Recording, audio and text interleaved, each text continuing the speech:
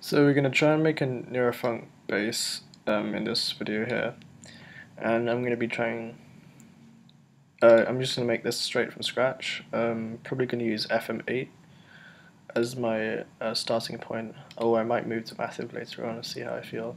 Don't know how long this video is going to take, but it might take 10 minutes, might take me half an hour. In the description I'll put the time where you can demo the sound, just hear the final copy of it, so let's get cracking. No, I'm quite new to FM8, I haven't been using it long enough, but I've used it for enough to know what to mess around with and just have, just to see what happens. But okay, so I'm just gonna drag, put in a note. I usually go for F,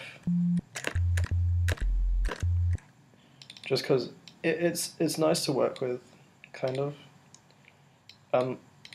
Might go lower, but most of my tracks are in F anyways, so might as well. It's quite quiet.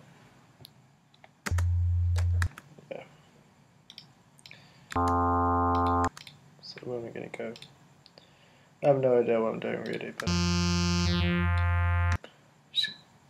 hopefully I'll come up with something nice.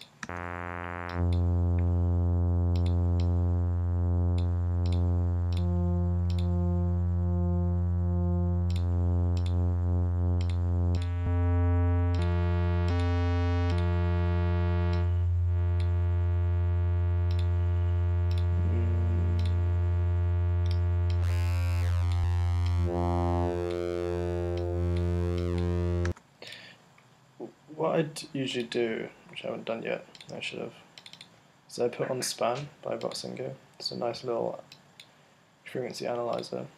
And what I'm trying to do is just fill out the frequency spectrum. And you can see that's not really a shape which we're after. I want to try and fill out completely. So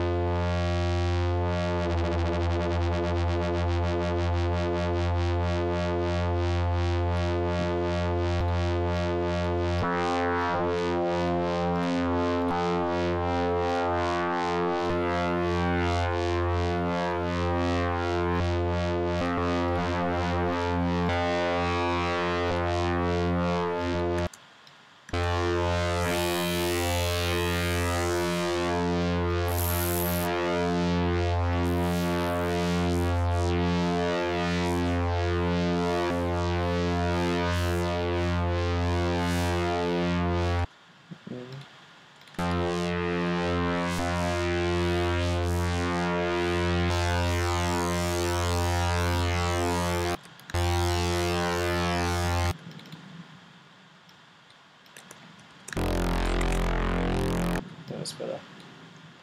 It's not too hard.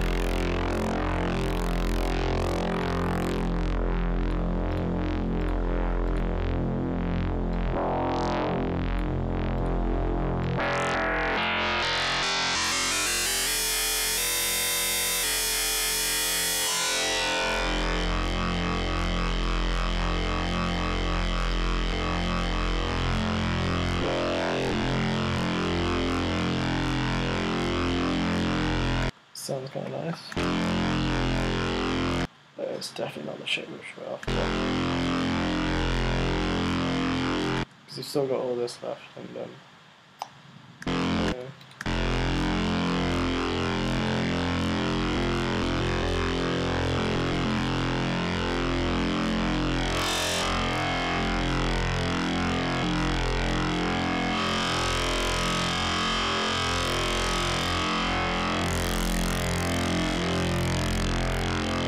That's a bit better.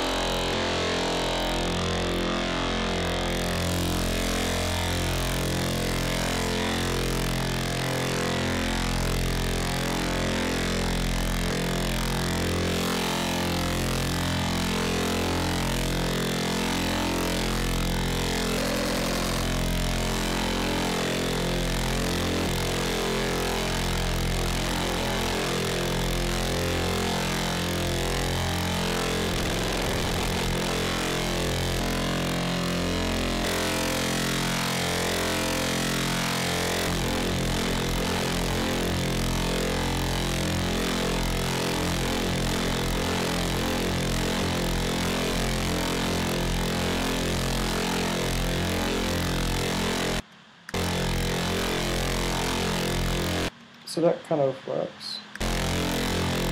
It's really quiet. So what's going? Yeah, sorry, my voice is really high for some reason. So what I'm going to do now is layer it, because I'm not sure if I like the sub in this.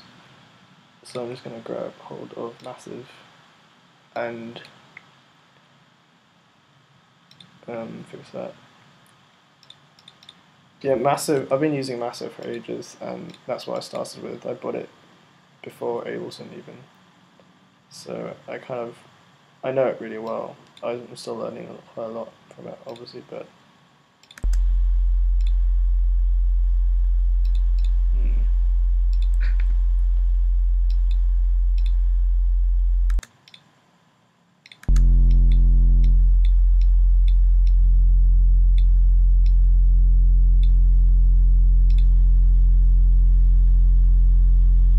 so this is like, so we can probably cut this.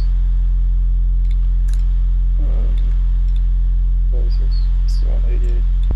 So around there, yeah.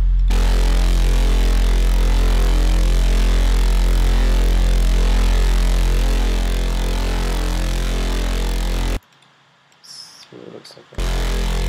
EQ8.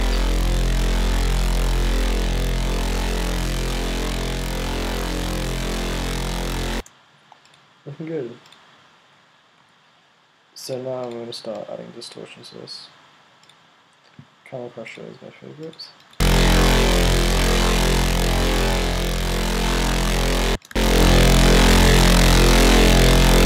You're getting a bit louder now, just making it up.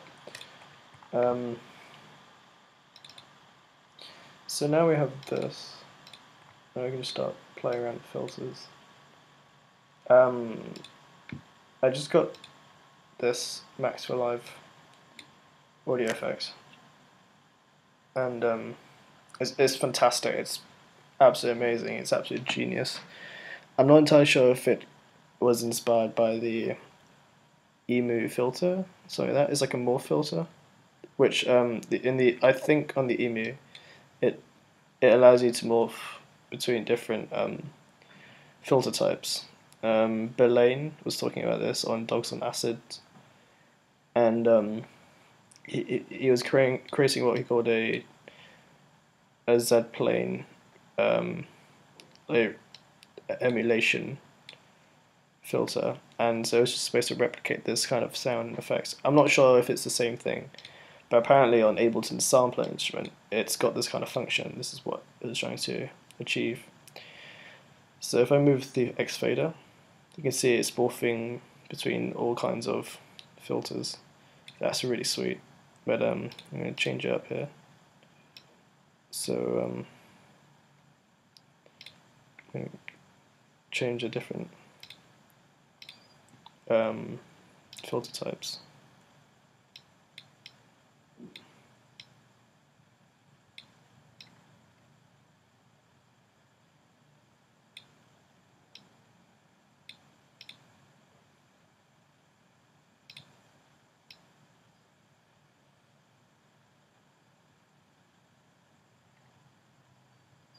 Yeah, so, I mean, that works for now.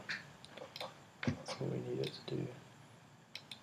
I haven't used it in this stage of the resampling quite, so I'm curious to see what happens.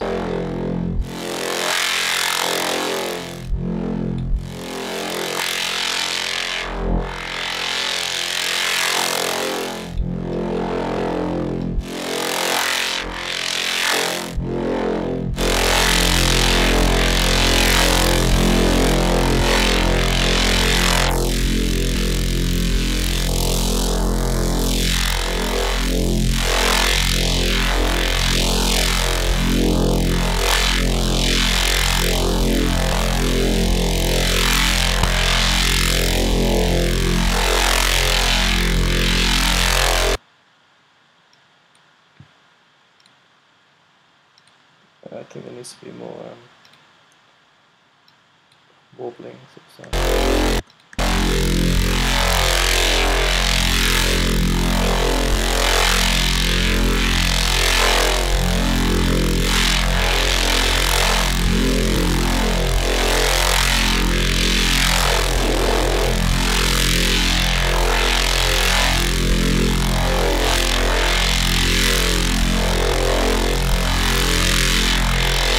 I mean, there's so many mathematical sort of things happening in FMA and in FM synthesis that I do not know anything about. I have absolutely no clue. Watching videos like Seamless and stuff, it's made me aware of this. Even so, FMA is probably the touchiest kind of synthesis. FM is probably the most touchiest kind of synthesis out there. So there's a lot of space for just messing about and finding what you can come up with.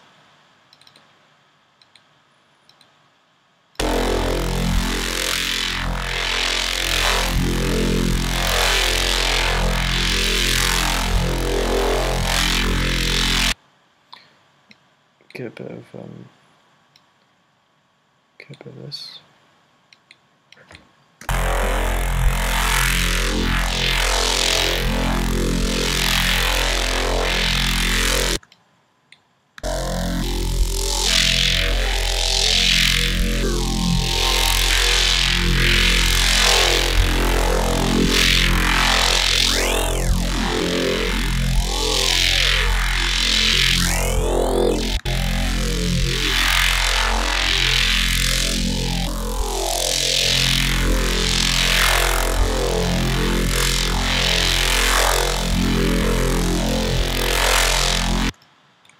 In a sense, the more filter is kind of cheating because you can. I mean, it's already doing really crazy stuff and interesting sounds within like the span of only a few plugins and a bit of processing. And actually, what I do is this. Oh no, what am I doing? We can just chuck this all into the upper layer.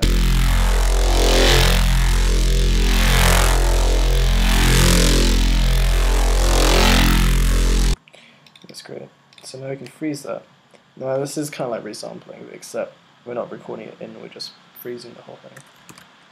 And just drag and drop. This is easier, simpler, cleaner to do than resampling, because you might have like something on the master channel and you're gonna have to and if you resample you're gonna have to disable everything and wait for it to resample. Usually this is faster anyways, and it doesn't go through the master channel.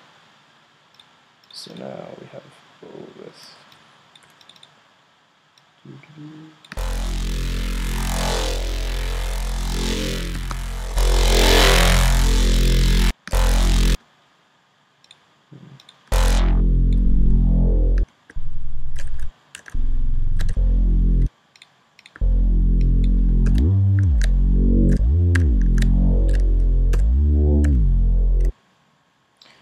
So if I was to grab hold of a loop, just so we can work with this.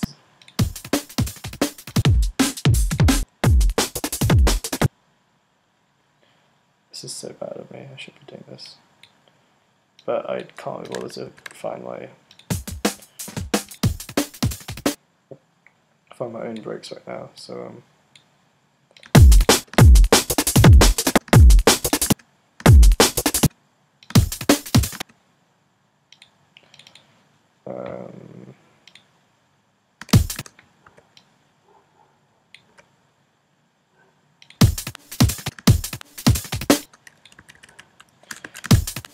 what am I doing? What am I doing? What am I doing? Yeah.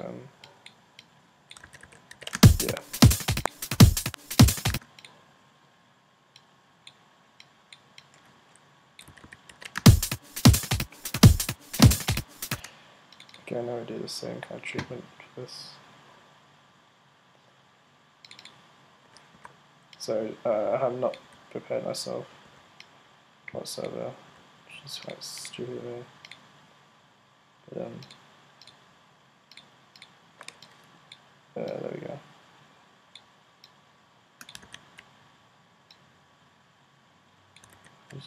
No. Why can't I? Let me see something.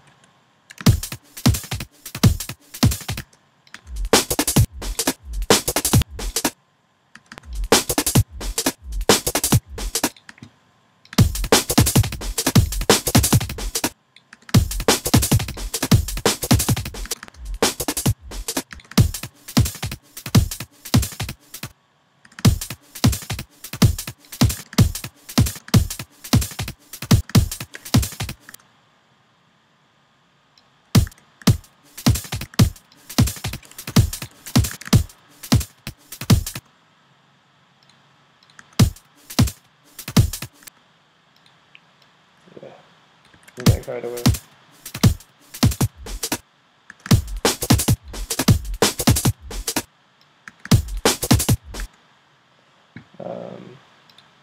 Come on, shuffle there. Shuffle, no, no. Pretty sure there will be a shuffle there here somewhere.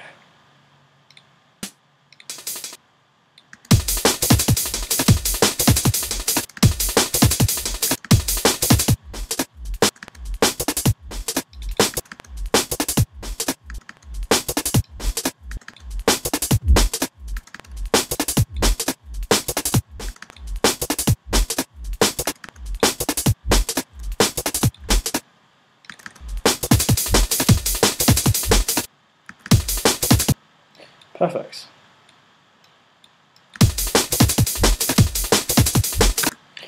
So now we just come up with a riff, like a really shitty riff for the respace.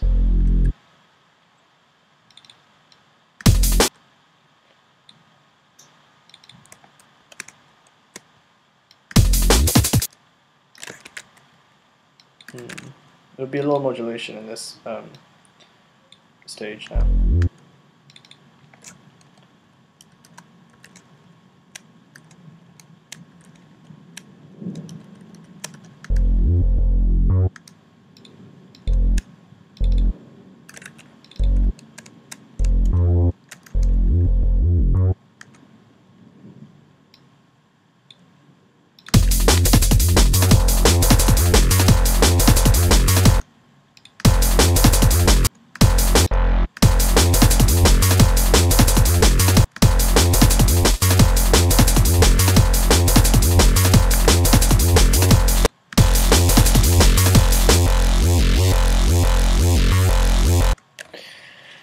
So now this is, I haven't shared this to anyone, but this is what I do. Where is it? There, I made this audio effects track, which I'm not sure if I want to upload and share with you guys, but I can just teach you here. It'll be easier that way, so you actually understand what's going on. But what's happening is that I've split the frequency spectrum into two. So this is the mids and highs, starting from 200 Hz and above. Ignore this one here. And this is the lows. If I double click here, you can see that. So the EQ3 is dealing with the whole splitting, but here we have a dry, wet parallel track. So what that is if I open chain, the chain tab, you can see the chain selector is morphing between the dry channel and the wet channel, the dry signal and the wet signal. So if I was to move the dry wet knob here, macro here, you can see it's blending in between the two. And in the wet channel, I have an auto filter, which is being controlled by this. So that's pretty cool. And it's just a little neat trick which I came across and came up with, and I shall show you how to make that here.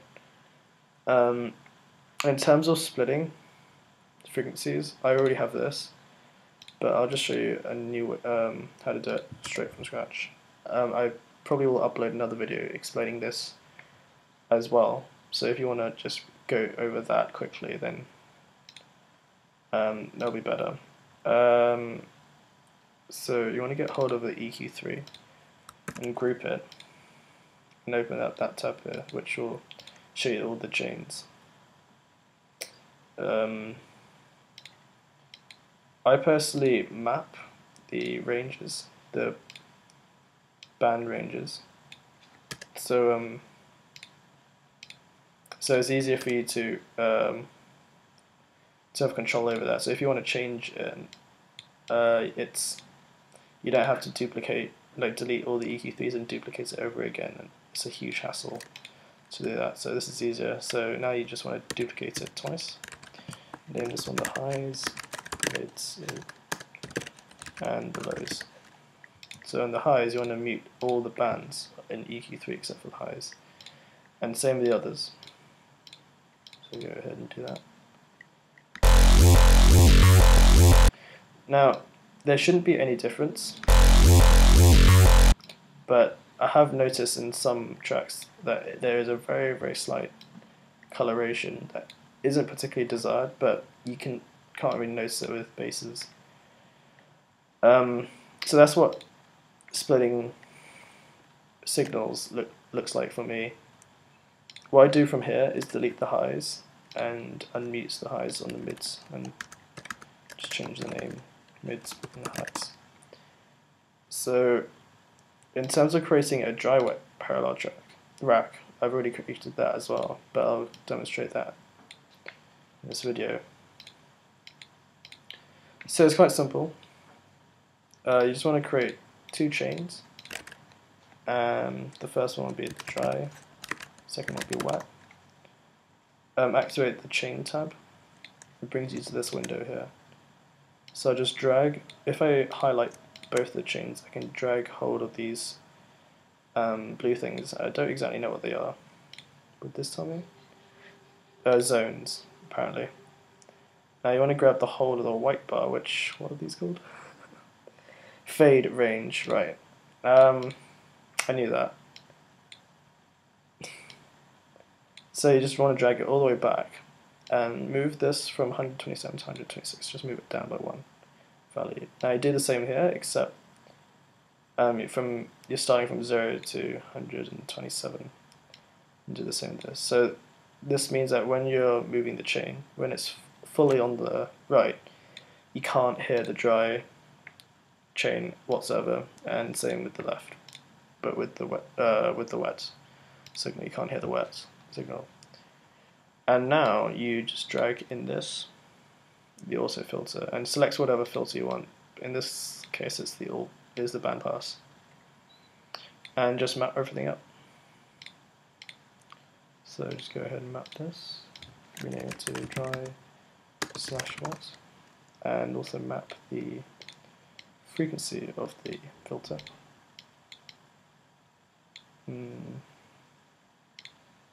Hide everything. I can just map this over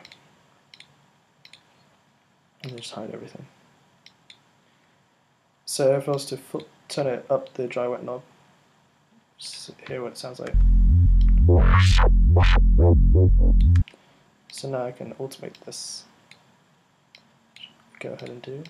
Everything you automate, there is a general area you want to aim for. I'm going to try and go for the middles, because you don't want to go too high up or too low, but somewhere in between. And just do it rhythmically. I'm doing it random right now for demonstration purposes, but there is a musical element to this, and it's very rhythmic, and it gives the bass like rhythm and life and groove.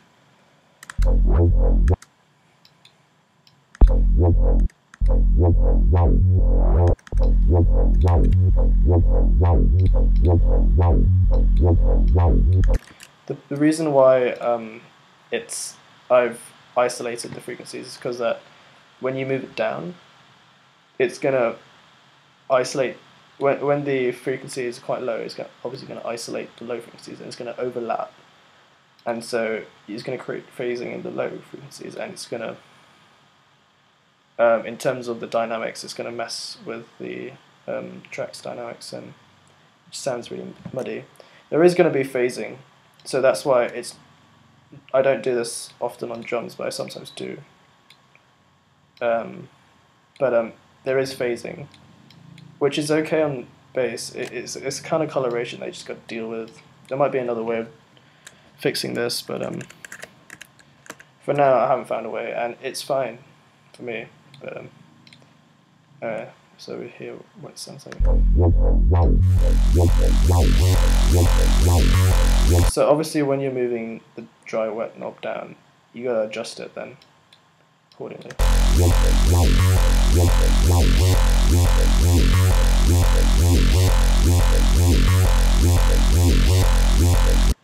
Yeah.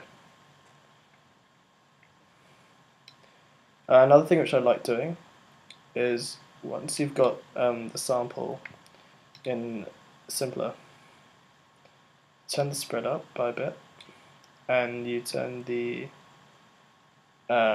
width parameter and utility plugin to 0. So this is what it sounds like.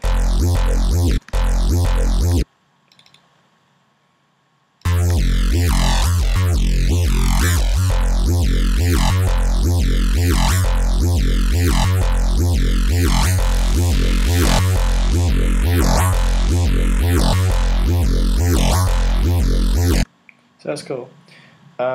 Maybe you want to play around at the start.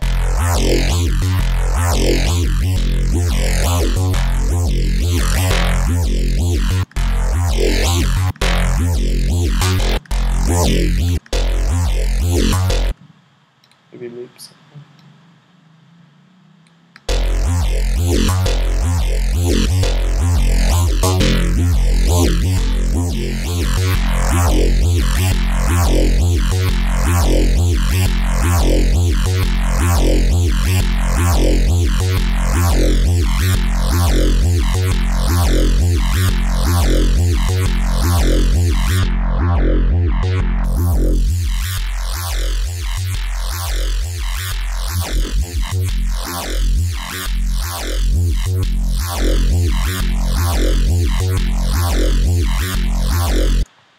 So that's something.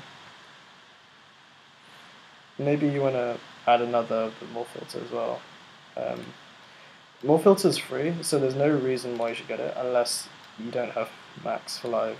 Max for Live, I've only started using the plugins here more often, and I do not know how to actually make my own plugin. But I'd love to, and it's becoming my life right now. Like if you're considering getting Suites or Max for Live, definitely get it. It's amazing. It's pricey. If you can afford it, that's great. If you can buy it during a sale, that's even better.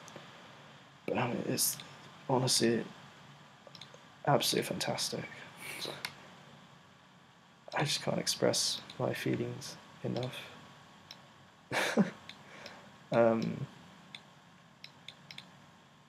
Let's see here what this sounds like.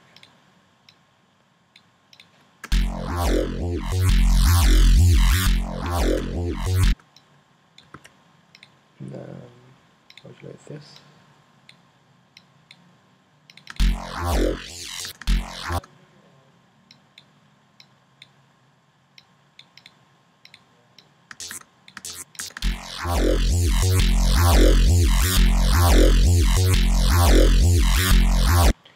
So you got this, now you just apply more distortion on Camel Crusher. I don't know if you can download Camel Crusher online, you probably could find it. It's because Camel Audio is no longer doing its thing. So they're shutting down the website in April or something. I don't know, but you can't download stuff if you haven't downloaded it before yet. So sucks a lot. You can probably find it online. It's free, so to begin with.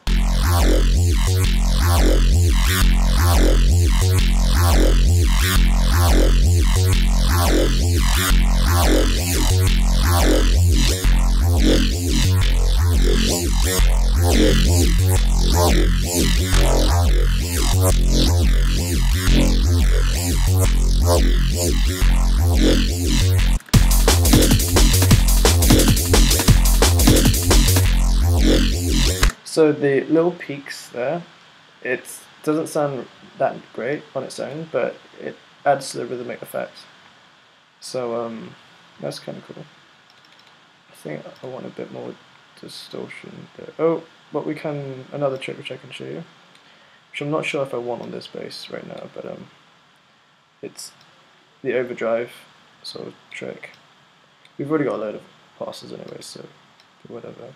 And the cool thing with this is that it doesn't fade. There's no phasing as a filter between the dry and the signal and the wet signal, but no matter what, you're still going to hear a bit of the rest of the frequencies.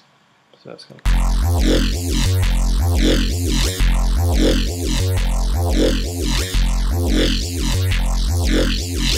So you can apply like an LFO tool on this, which I will do. Or you can automate it separately.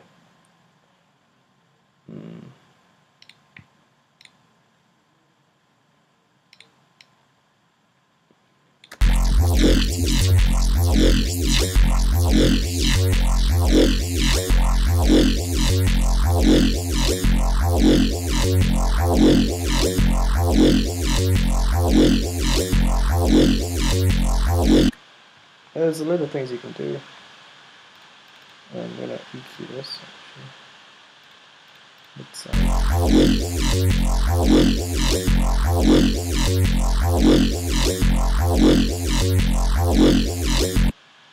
I'll apply the buttload more distortion.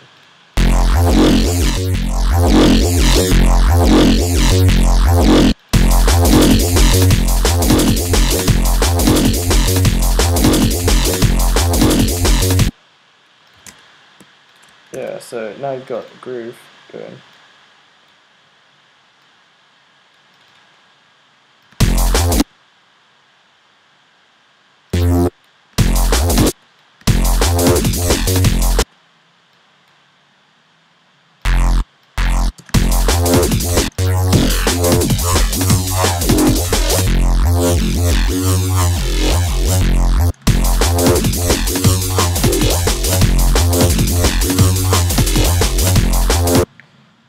And if you apply another filter, you can get that sort of high-pitched, a typical high-pitched neurofunk sound when it's going up high.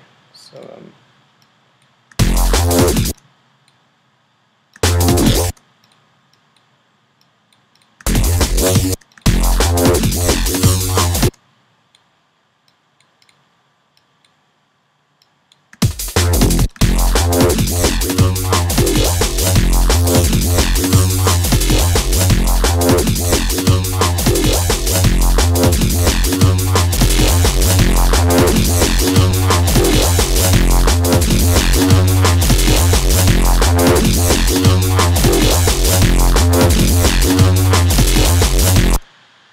yeah, so that's cool.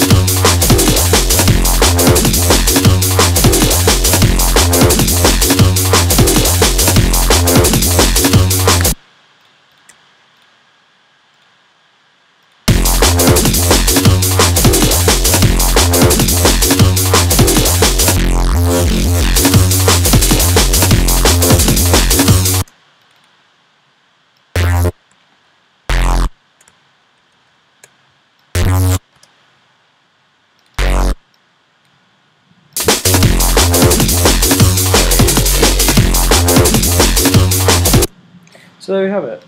That's a Neurofunk Bass made in, I don't know how long I've gone for, but hope you guys enjoy that. Hope you've learnt something from that.